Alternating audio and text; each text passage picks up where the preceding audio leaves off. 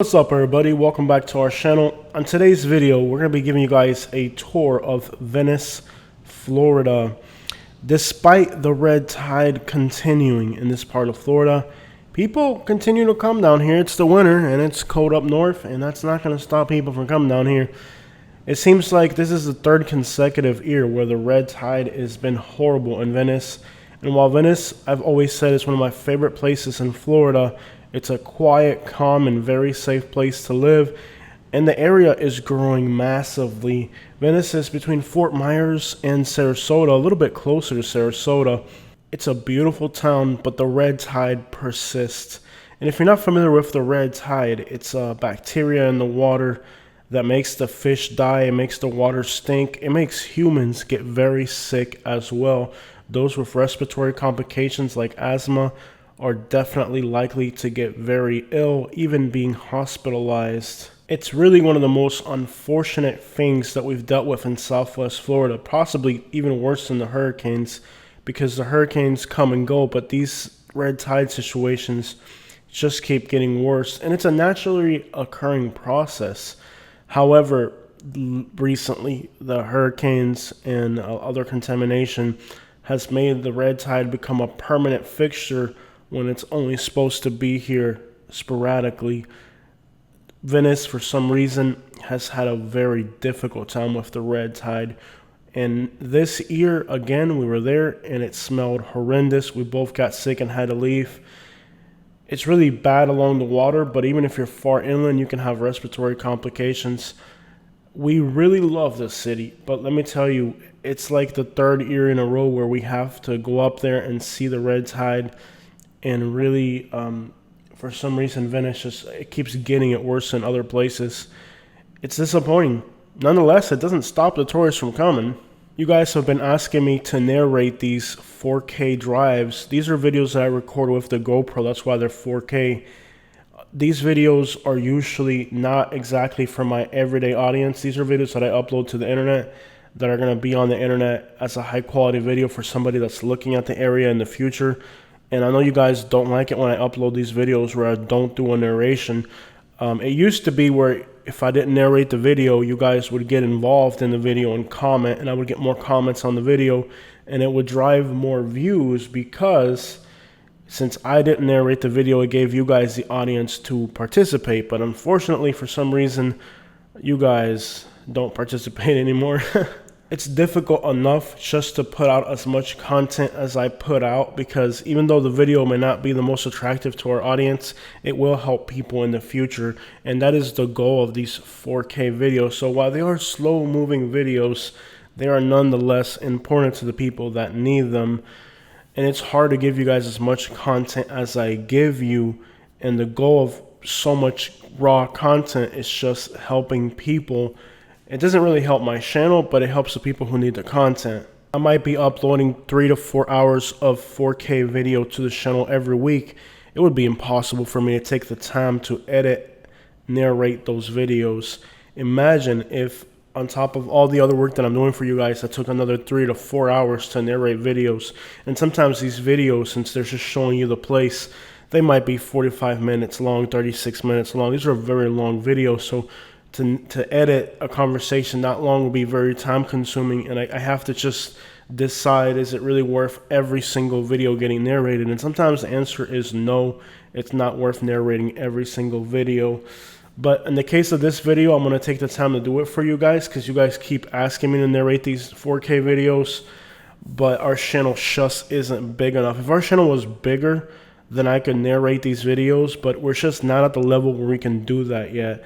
I just like to get as much content onto the channel because people need this Florida content, especially now during the winter when people up north are locked up and they just want to see some Florida content, and they don't really care that it's narrated, they just want to see it. I don't know if it's just going to become normal for the red tide to be this persistent all the time, and if it is, like, are people going to stop coming? Is it going to affect real estate prices? So far, the red tide hasn't had an impact on real estate prices. That's why when Hurricane Ian came around and all these other YouTubers from other places started to say that our real estate in Florida was going to drop, I called them out for it because the red tide is way worse than a hurricane, in my personal opinion. And the red tide hasn't really had an effect on real estate prices yet. It might discourage some people from buying along the coast, but it's not having the impact that it should. I just found it crazy that as we got closer to the water, right around here, Katie noticed the red tide. She's like, I can smell the red tide. I hadn't noticed it yet. And usually I'm the one that's more sensitive. And that's the weird thing about the red tide, is that usually I'm the one that notices it. In this case, Katie noticed it before I did. She said she had some irritation along her eyes and her nose, which I hadn't yet. I usually will notice right away. I'll start getting like short-breathed. But as we get closer to the beach, you'll see that there's still people walking along the beach and doing stuff along the beach. These might be more resilient people where the red tide doesn't affect them. But I'll tell you this, I listen to police radio, and every time there's a big, strong presence of the red tide, it actually gets so many people sick that the ambulances are put on alert for, like, hey, we're having a lot of red tide complications. A lot of people are getting sick near the beach. A lot of people can't breathe and they're being hospitalized.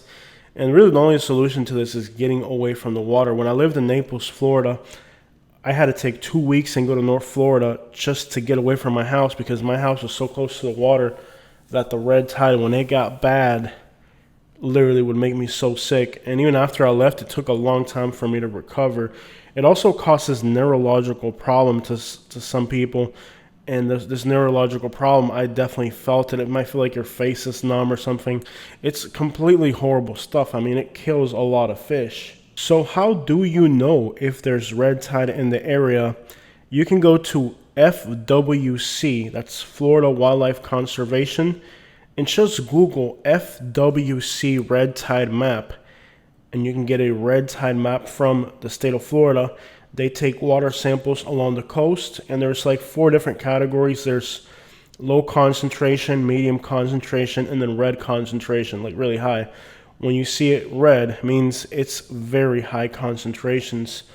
And sometimes it comes, sometimes it goes. I thought it was going away already because it had diminished a lot. And then all of a sudden along Sarasota County, here it comes again. To the point where literally if you live here, you may not be going to the beach as often as you used to. And if you go to the beach, you have to check and make sure there's no red tide in the area. So if there's no red tide, then you're good. But it's weird because like today it could be clear and then like 2 days from now the whole thing could be red. So it goes away and comes back very unpredictably. Unfortunately, on this day that we were in Venice, it was possibly noticeable, very high concentrations. But you'll notice there's still people walking around. There's still people biking. I found it surprising, but maybe people are just getting used to the notion that this is an ever-present thing here in Southwest Florida now. And that is not good news for us. Pretty sure that last time I talked about Venice and red tide, I was concerned if it would ever start to affect real estate prices. So here's this phenomenon where the water smells bad, people are getting sick, you can't enjoy the beaches. You definitely can get some skin irritation by going on the sand. And if you go in the water, you might get really sick. So it's like, why would you want to go to the beach if it makes you sick? How long will this problem persist before the real estate market decides to take it into consideration? Like, hey, we're not going to buy real estate here. We're not going to vacation here because of the red tide. And it's been, 3 years now in a row that we have just been dealing with this problem on a more persistent level, and the real estate market hasn't really acclimated to it. It used to be kind of a smaller event too, and now it's on the scale where you might have red tide from Marco Island all the way up to Tampa Bay. Like the whole Southwest Florida coast will have considerable concentrations of this stuff. And it used to be like in a spot or two. Now it's like everywhere, persistent. But again, people are still going to these beaches. People are just continuing on like normal, and it's not even affecting real estate prices, which means that people are willing to conform to the situation and just accept it as the new norm. It's the new normal for a lot of people. For me, I don't feel like this is the correct attitude. Right about when we turned here is where you could really smell it. Like at this point, it smells like dead and rotting fish, and it's just a really bad smell. I don't exactly know how the people that own real estate here aren't letting this affect the value of their real estate because it's a contamination, it's an abnormality in nature, but somehow people are just okay with it for some reason. For me, I had to move out of Naples because of the red tide. It wasn't the only reason I left Naples, but when we got sick, it was like you couldn't literally couldn't be there. You had to get out of town for a few weeks just so I could breathe again, and it affects a lot of people. There doesn't seem like there's going to be any solution from the state of Florida on this matter either. It seems like people are just going to look at the map, oh, there's red tide, and that's it. There's no real effort to understand what's making it worse. There's a lot of theories out there, and there's very little clear, like cut and dry, it's this or it's that. I've always suspected, because I've been fishing, and since I was a little kid here in Florida, we had spent the entire summers in canals and ditches and fishing and catching little turtles and stuff. So I'm not a marine biologist by any means, but I do have a culture that I grew up around. It was very entangled to the waterways, and I feel that there's a few things that I think are making it worse. I feel like golf courses are really, really the problem, and particularly the fertilizers that they use on golf courses. When the contractors and builders start building houses in an area, I've seen them do this before. They'll grab, like, I'm not even kidding, like half a semi truck worth of pesticides, and they'll throw them in the vicinity, in the ditches and stuff. They're not really allowed to do this, but they do it anyway. So they'll go out there with these big giant bags of pesticides, and they'll throw them around the areas where they're going to be working, so that it kills the mosquitoes, so that their workers that are building the houses don't have to deal with incredible plagues of mosquitoes. Obviously, when you clear an empty lot, it stirs up a lot of bugs and animals, and then the birds come to eat them, and it just creates a kind of a perfect environment for animals and wildlife and stuff when they start building these houses. And they're building houses in areas that are somewhat sensitive, which means there's a lot of natural settings that are being cleared. And when they clear these lots to build these houses, the workers will go in, and they'll, like, usually when they're building residential houses, once they start building houses in an area, then other construction sites spring up. So it'll be like a 10 square mile area where there's a lot of growth going in, and that's exactly where they come in, and they'll start to throw these bags of pesticides to kill the mosquitoes, and that leaches into the environment. And I'm sure they're not allowed to do this, but they still do it. I'll go out in the woods and, I'll explore these areas on ATVs or on foot, and I've noticed that right before they start building, when they're in the process of clearing the lots, they'll come in and they'll dump like half a semi truck of pesticides in the area they're going to be working in right before they start the project. So the new home building process is about a nine-month period. So they'll go in right before the rainy season, they'll dump semi trucks worth of fertilizers, and not fertilizers, but like pesticides and stuff. And then while they're working in these areas, the workers aren't bothered by the mosquitoes. And they do that before they pull the permits to clear the lots, so that when the inspectors show up, it's already happened. And it's a really low, nasty practice that's essential pretty much to home building. But they just push that underneath the rug. They do it when the inspectors aren't looking. And it's catastrophic for the environment, but that's the cost you're going to pay to this fast home building process in Florida. I mean, people just see new homes in Florida, and they don't understand the ecosystem down here isn't like the ecosystem somewhere else. You go into Georgia, Alabama, Mississippi, Louisiana, Missouri, and all the wildlife is the same: coyote, bobcats, and deers. You have alligators down here. You have just an entire different ecosystem that revolves around water, and that is very delicate. The state of Florida didn't just teach us about the ecosystem down here when we were going to school. It was our passion. So not only were we learning this stuff in school, but we were out there in the woods and fishing since the time we were little kids. We were passionate about looking for corn snakes. I feel like, look at the fact when I lived in Naples, Florida, you would find 2 or 3 snakes a day. You'd find corn snakes. And species like the corn snakes are more delicate species. There's fish species like the redfish as well and the sea trout. These are more sensitive species. So when something starts to go wrong in the environment, these more delicate species are the first ones to disappear. And in the case of Florida, if you're familiar with it like I am, you did it since you were little, you were passionate about this stuff. I would go to the beach almost every single day when I was growing up. Parents would get out of work, I'd get out of school, and we would go watch the sunset 3 to 4 times a week. I was on the beach, and I wasn't just swimming. We were playing with shells, looking for little fish, playing with the little crabs. So we became very familiar with the natural ecosystem of Florida. And it's a very delicate ecosystem. It's not like somewhere else where you have ground worms and then you got squirrels and you got a deer. Like in Florida, the ecosystem is so much more delicate and sensitive. Seawater is alive. If you have ever grabbed, let's say, a 2-liter Coke bottle and just put that seawater, you grab that seawater and put it in a 2-liter Coke bottle and you seal it up for a week, it will smell like death.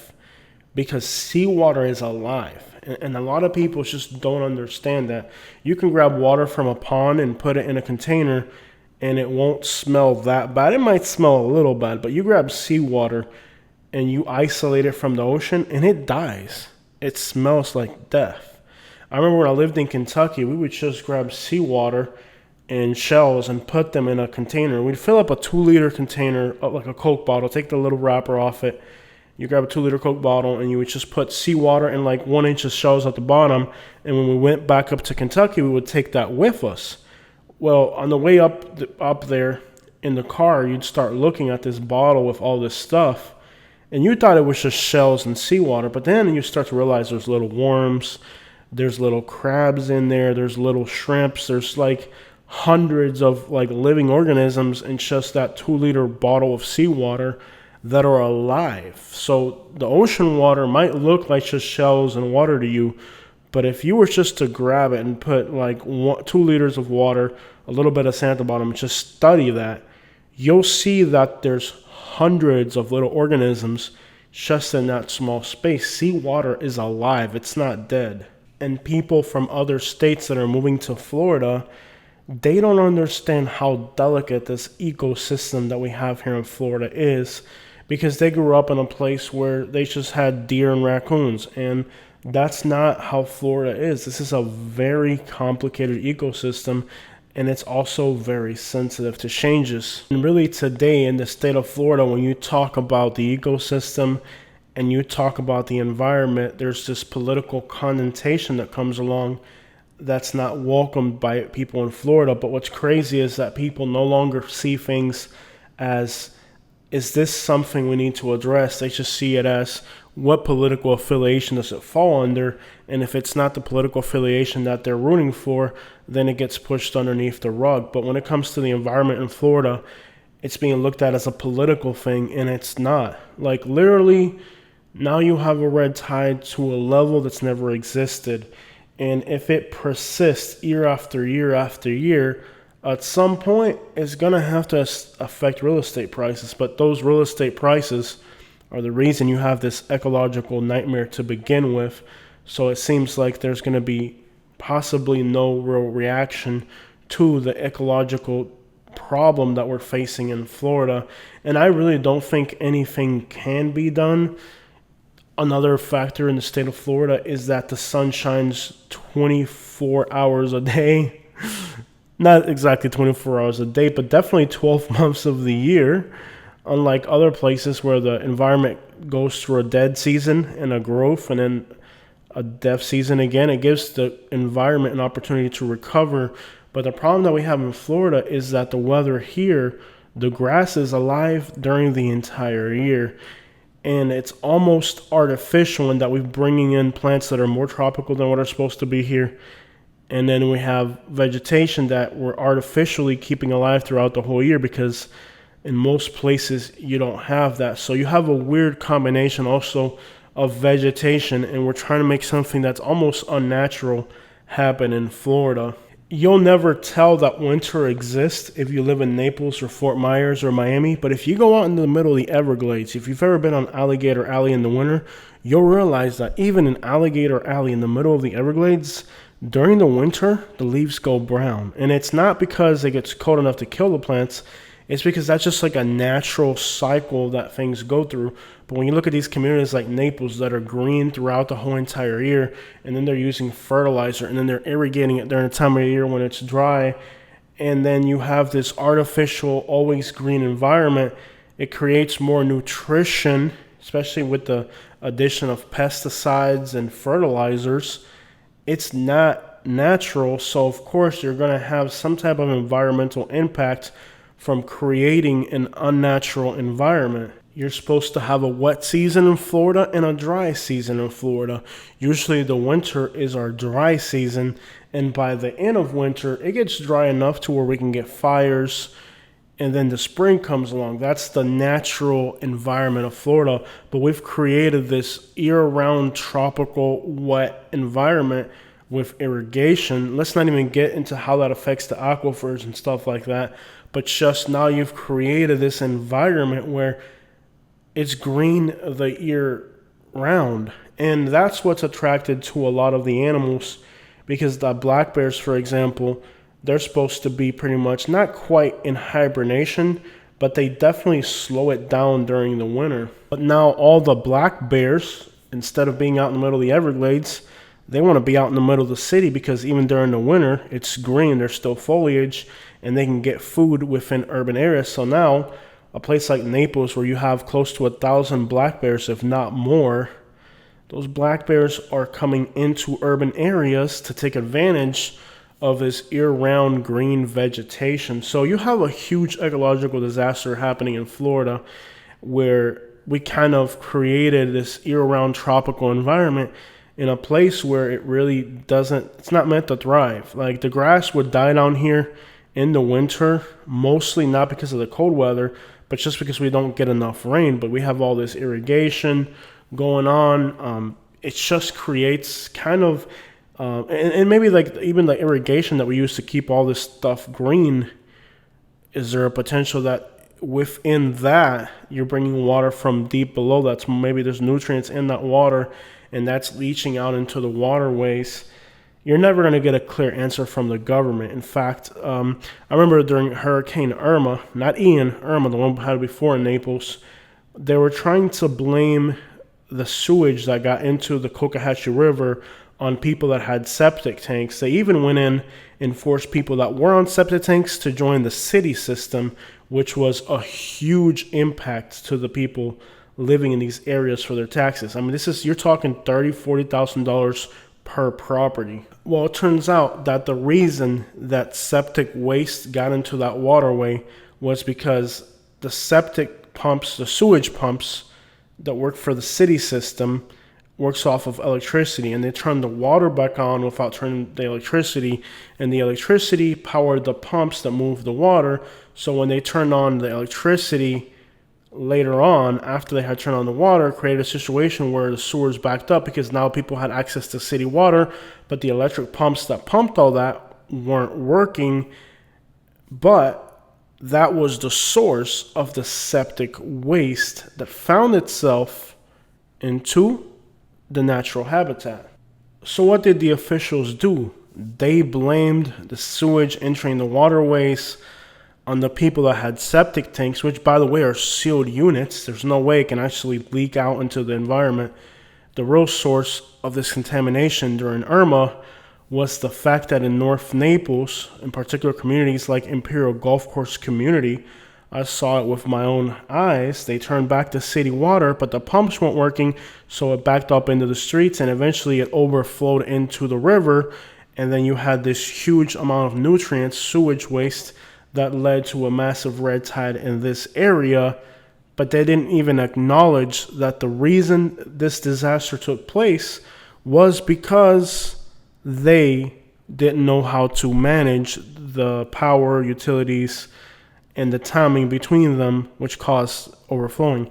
what do? They blame people that had septic tanks. So there was communities like Rosemary, which is in Naples, just north of downtown, and they made people in that community get rid of their septic tanks, which costs like $30,000 just for the hookup. I mean, so you have to pay the county for the hookup, your taxes go up, and you have to pay a contractor the porta permits to do it. Yes, it has to be a licensed contractor. So this whole thing could run up somebody $40,000, $50,000, $60,000. If you don't have it, then they kind of implement that into your property taxes over like a 20-year period. So now you're paying $2,000 over the next 30 years on top of your taxes, because you have to do it. If you don't have the money, they just throw it on top of your taxes. But all that was because of the sewage that got into the waterways after Irma. But they never addressed the reason why it happened. They just said, oh, it's septic tanks. Two possibilities. One, the county does whatever they want. They don't have information. They don't have people on the ground figuring out what's really going on. Or two, the county just wanted to make extra money, and they figured, hell, let's just, we've been trying to get this agenda done.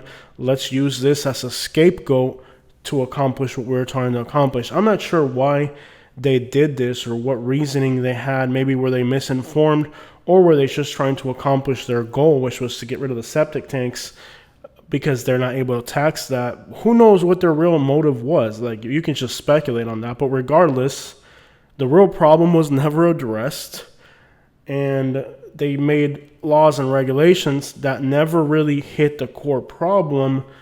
And that's really where we are with Florida, where there's so much maybe motives or agendas to whatever's being done in the state of Florida that the real ecological issues are not going to get addressed, because there are so many other incentives in the way. Home builders, possibly kickbacks, possibly trying to get a larger tax base. All those things are going to have a much more important role to play. I don't really understand how politics work, don't care to, but I was part of a pigeon racing club, and we did votes and stuff, and it was interesting to see that when people went to vote for this organization, which is really a hobby and a sport, they would vote not what made the most sense. There's always somebody, hey, we need to do this because it's the best, it's the most responsible, it's the safest thing. But that narrative never got nowhere within the pigeon racing clubs when we voted. So we weren't voting like for political things. We were voting for club regulations, distances, what was right, what was wrong within the organization of the hobby. But I realized that there's always somebody like, hey, this is the right thing to do. But that never got anywhere, because there was people that were trying to get one thing done and people that were trying to get another thing done. And whatever those motives were, that mattered to people more than saving the sport. And now that sport in the United States is crumbling. Okay, the pigeon racing sport is crumbling because the layout for that sport, as far as how it's managed as an organization, is almost mirrored after how politics work in the United States. And it doesn't work because there's so many interests that overshadow the real problem. So now when you have a problem, you don't say, hey, here's the problem, let's see how we can resolve it. Becomes insignificant when there's other goals that people are trying to achieve. So when it comes to the environment in Florida, there are much bigger things that they're trying to accomplish. They're trying to get people to move here.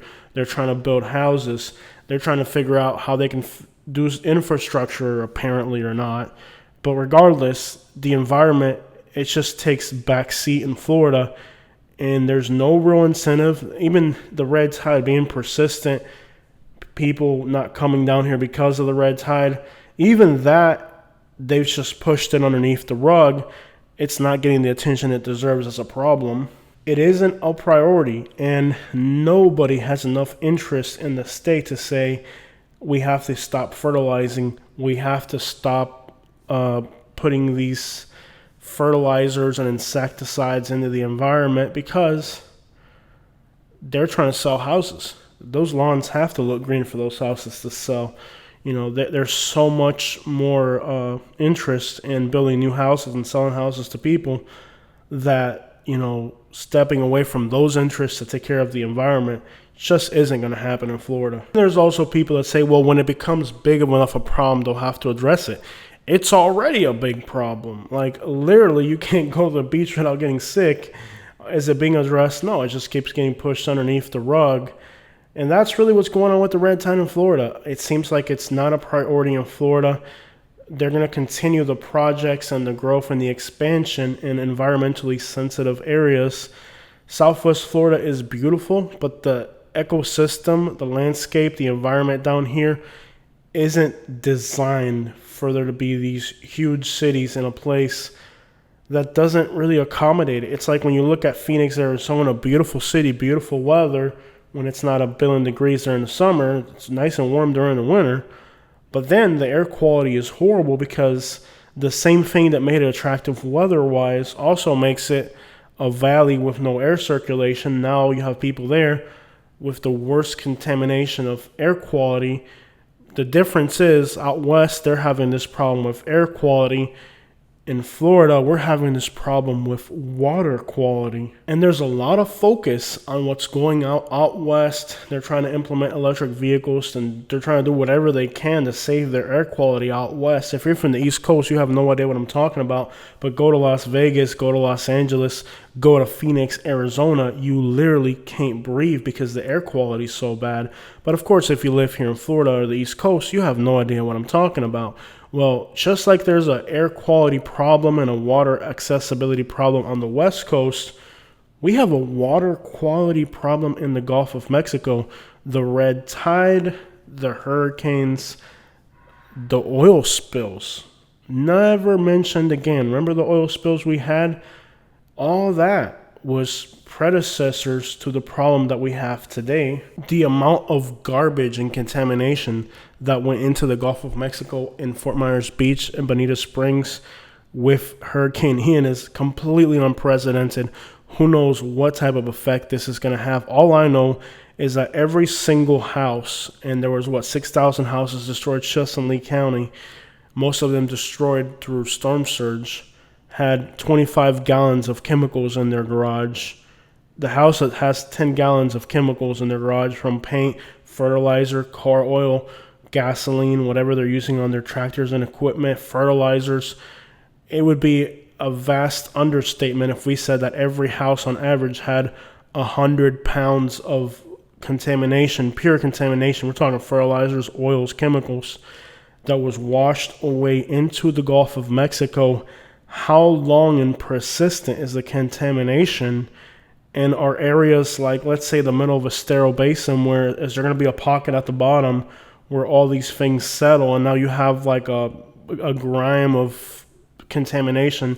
Who the crap knows what's going to happen? I mean, these are all unprecedented events, from the oil spills to the hurricane storm surge. And I mean, a storm surge that hits an urban area like this and just pushes all that out there. Who knows? We don't know the implications. But I will tell you this. We are facing an ecological problem down here, water quality problem, and I don't even think that biologists for the state exist anymore that have any power to even address this. So it's going to keep going unchecked, but it's going to keep affecting even our health. Checking out from Florida.